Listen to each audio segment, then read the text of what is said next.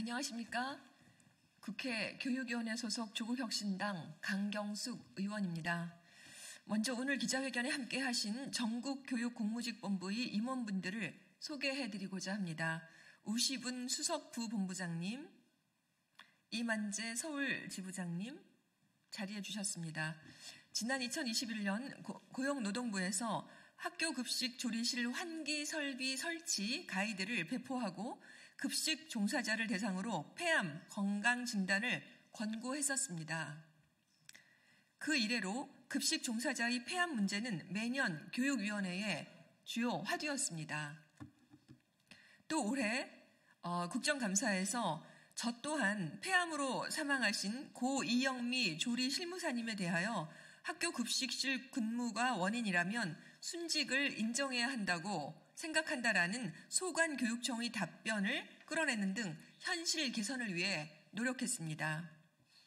그러나 저는 오늘 이 자리를 통해 급식 종사자분들이 안전히 퇴행하는 안타까운 현실을 전달드리게 되었습니다. 폐암 예방을 위한 가장 근본적인 대책인 환기시설 개선 사업의 2025년 예산이 올해인 2024년도보다 1,280억 원이 줄어들었다는 사실입니다. 비율로 따지면 약 32% 수준이 축소된 셈입니다. 각시도 교육청이 전국 학교의 환기시설을 점검한 결과를 보면 약 97%가 기준에 미달한다는 결과가 지난 2023년 발표된 바 있습니다. 여론의 질타를 받고 교육부 차원에서 대대적인 예산 투입을 약속했던 것이 불과 작년의 일입니다. 문제의 핵심은 세수 펑크를 교부금을 끌어다 메꾼 기획재정부와 이를 방관한 교육부에게 있습니다. 기획재정부는 지난 3분기 국세 세입 결손이 확정되자 당초 예정된 교부금보다 4.3조 원을 적게 교부하겠다고 발표했습니다. 각시도 교육청의 전체 시설비 총액 또한 30% 수준이 감소를 보인다는 점에서 인건비와 같은 경직성 경비 그리고 법정 의무 지출을 제외한 시설비 등에 고스란히 그 충격이 전가되었다고 볼 수 있습니다.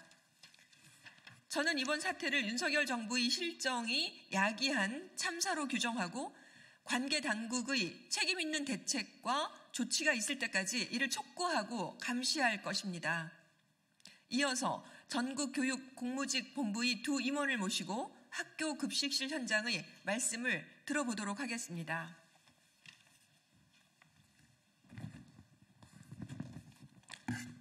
네, 반갑습니다. 전국교육공무직본부 서울지부장이자 학교급식실에서 조리실무사로 일하고 있는 이만재입니다. 이미 보도를 통해 알려진 바와 같이 서울특별시 교육청의 예산 축소 현황은 올해 예산 전국에서 가장 심각한 축에 속합니다.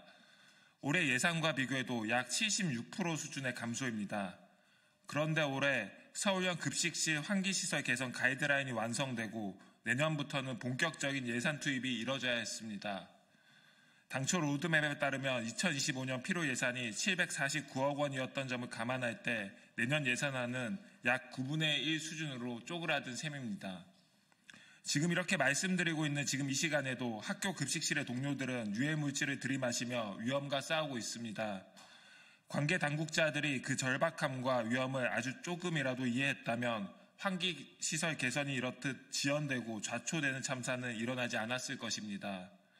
서울의 한 중학교에서 1찬 급식 사태가 있었던 것도 불과 올해의 일입니다. 학교 급식 현장이 위험하다, 기로에 서 있다고 노동조합이 반복해 외쳤지만 재정당국도 교육당국도 충분히 응답하지 않았습니다. 이제는 국민 여러분들께 직접 호소드리고자 합니다. 대한민국의 자부심이었던 친환경 무상급식을 지키고 싶습니다. 아이들에게 건강과 행복을 주는 급식을 지키고 싶습니다. 죽지 않고 살아서 그 자부심을 되찾을 수 있도록 함께해 주십시오. 감사합니다.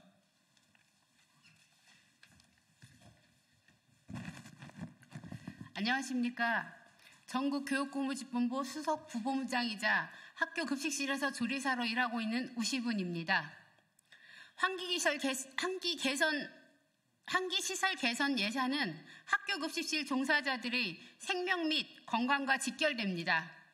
그동안 전국교육공모집본부는 과도한 1인당 식수 인원과 같이 열악한 노동환경, 산재백화점이라고 불리는 높은 재해 위험성 구조적인 저임금 등 현장의 산적한 문제를 해결하고자 다양한 요구와 제안을 거듭해 왔습니다.